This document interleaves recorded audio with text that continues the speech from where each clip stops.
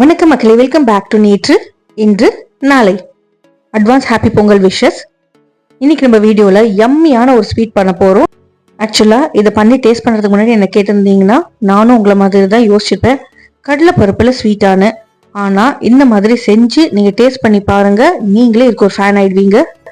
ரெசிபியை நான் ஷேர் பண்ணியிருக்கேன், செஞ்சு பார்த்துட்டு டேஸ்ட் பண்ணிட்டு அதுக்கப்புறம் பேரை நீங்க வச்சுக்கோங்க. ஏன்னா இது ஒரு ஆங்கிள் பாத்தீங்கன்னா கடலைப்பருப்பு ஹல்வா மாதிரி இருக்கும், இன்னொரு ஆங்கிள் பாத்தீங்கன்னா கடலைப்பருப்பு சக்கரை பொங்கல் மாதிரி இருக்கும், இன்னொரு ஆங்கிள் பாத்தீங்கன்னா இது தரட்டிப்பால் மாதிரி இருக்கும். கலப்படமா சூப்பரான ஒரு டேஸ்ட். இந்த கடலைப்பருப்பு ஹல்வா நான் எப்படி பண்ணுங்கிறத பாக்குறதுக்கு முன்னாடி நம்ம சேனலுக்கு நீங்க ஃபர்ஸ்ட் டைமா வரீங்கன்னா மறக்காம சப்ஸ்கிரைப் பண்ணுங்க. இப்போ வாங்க வீடியோக்குள்ள போகலாம். அரை கப் கடலைப்பருப்பை 1 to 2 ஹவர்ஸ்க்கு தண்ணியில நல்லா ஊற போட்டுருங்க. ஊறினதுக்கு அப்புறம் தண்ணி எல்லாத்தையும் ட்ரெயின் பண்ணிட்டு கடலைப்பருப்பு மட்டும் தண்ணி எடுத்து வச்சுக்கலாம். இப்போ கடாயில 1 டீஸ்பூன் நெய் சேர்த்துட்டு சாப் பண்ண முந்திரி பருப்பு பாதாம் பருப்பை பொன்னிறமா மாறுற வரைக்கும் ரோஸ்ட் பண்ணிக்கலாம். நட்ஸுக்கு அளவே இல்லைங்க, உங்களுக்கு ரொம்ப பிடிக்கும்னா நிறைய சேர்த்துக்கோங்க. நல்லா பொன்னிறமா மாறினதுக்கு அப்புறமா இதை தனியா ஒரு பிளேட்ல எடுத்து வச்சிடலாம். இப்போ பாக்கி இருக்கிற நெய்ல நம்ம வடிச்சு வச்சிருக்கிற கடலைப்பருப்பை சேர்த்துட்டு ஒரு 1 to 2 மினிட்ஸ்க்கு நம்ம ரோஸ்ட் பண்ணிக்க போறோம். ரோஸ்ட் பண்ணும்போது ஃப்ளேம் லோல இருக்கட்டும், இல்லைன்னா உங்களுக்கு பருப்பு தீஞ்சிடும். அடுத்ததான் இந்த கடலைப்பருப்பு நம்ம வேக வச்சு எடுத்துக்க போறோம். குக்கர் எல்லாம் வைக்க வேண்டாங்க, அப்படியே டைரக்டா இதுல 1 கப் பால் சேர்த்துட்டு பால்லே நம்ம கடலைப்பருப்பை வேக வச்சு எடுத்துக்கலாம். வாசனைக்காக இதுல நான் 2 ஏலக்காய் சேர்த்துக்கிறேன். 1 கப் அளவுக்கு பால் சேர்த்துட்டு இந்த பால் நல்லா வத்தி வர வரைக்கும் நம்ம கொதிக்க விட்டுக்கணும். லோ டு மீடியம் ஃப்ளேம்ல வச்சு குக் பண்ணிக்கோங்க. பால் பொங்கி வந்துட்டே இருக்கும், ஸோ மிக்ஸ் பண்ணி விட்டுட்டே இருக்கணும். அப்படியே வச்சுட்டு எங்கேயாவது போயிட்டீங்கன்னா பால் பொங்கிடும். கடலைப்பருப்பு பார்த்தீங்கன்னா ஒரு 4-5 நிமிஷத்துக்கு கொதிச்சாலே போதும், வெந்துடும். குழையிற அளவுக்கு வேகணும்ட்டு இல்லைங்க, நம்ம எப்படி அந்த மிக்சியில போட்டு அரைக்க போறோம். ஸோ பால் நல்லா வத்தி வர வரைக்கும் நீங்க வதக்கி விட்டுட்டு அப்படியே குக் பண்ணிட்டே இருங்க. பால் நல்லா சுண்டி வந்ததுக்கு அப்புறமா அடுப்பு ஆஃப் பண்ணிட்டு இந்த கடலைப்பருப்பு மிக்சரை ஓரங்கள் இல்லாம ஸ்க்ரேப் பண்ணி விட்டுட்டு ஆற விட்டுருங்க. ஆறுனதுக்கு அப்புறமா இதை அப்படியே ஒரு மிக்சி ஜாருக்கு மாத்திக்கலாம். இந்த சுண்டின பாலோட நம்ம கடலைப்பருப்பை அரைச்சி எடுத்துக்க போறோம். பல்ஸ் பண்ணீங்கன்னா உங்களுக்கு நல்லா ஃபைனா பவுடர் ஆயிடும். ஏலக்காவோட சேர்த்து அரைச்சிக்கோங்க, வாசனை நல்லா இருக்கும்.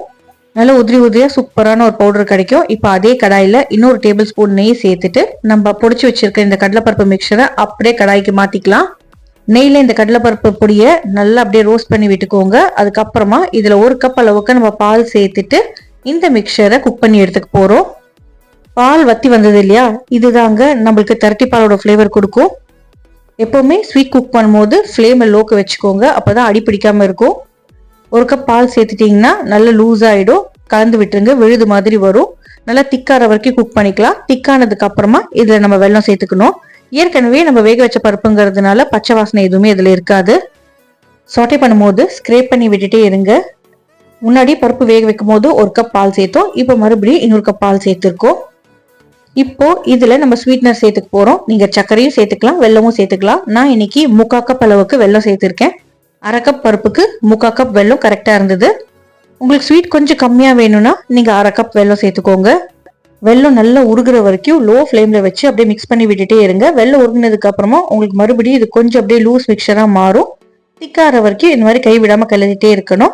அப்பப்போ நடுவில் ஒரு டேபிள் ஸ்பூன் நெய்யா சேர்த்துக்கலாம். நெய் எல்லாத்தையுமே கடலைப்பருப்பு உள்ள உறிஞ்சிடும். இந்த மாதிரி நீங்க ஒரு 3-4 டேபிள் ஸ்பூன் நெய் சேர்க்க வேண்டியதா இருக்கும். நெய் கொஞ்சம் தாராளமா சேர்த்தோம்னா டேஸ்ட் நல்லா இருக்கும்.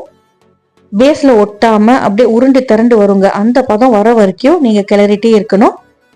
ஃபைனலா அடுப்பு ஆஃப் பண்றதுக்கு முன்னாடி ஒரு சிட்டிகை அளவுக்கு பச்சைக்கல் பூரம் வாசனைக்காக சேர்த்திருக்கேன். கடலைப்பருப்போட ஃபிளேவர் ரொம்ப டாமினேட்டிங்கா இருக்கக்கூடாதுங்கிறதுக்காக தான் நம்ம இந்த பச்சைக்கல் பூரம் சேர்த்திருக்கோம். ரொம்ப சேர்த்துறாதீங்க, ஓவர் பவரிங்கா இருக்கும். ஜஸ்ட் ஒரு சின்ன சிட்டிகை சேர்த்தா போதும். அப்பப்போ நெய் சேர்த்து கிளறிட்டே இருந்தீங்கன்னா உங்களுக்கு பாத்திரத்துல ஒட்டாம ஹல்வா மாதிரி வரும். இந்த ஸ்வீட்டை நீங்க செஞ்சு யாருக்காவது சர்வ் பண்ணீங்கன்னா நீங்க சொல்ற வரைக்கும் அவங்களால இது கடலைப்பருப்புல செஞ்சதுன்னு கண்டுபிடிக்கவே முடியாதுங்க. ஸோ அரிசி இல்லாத சக்கரை பொங்கல்னு கூட சொல்லிக்கலாம்.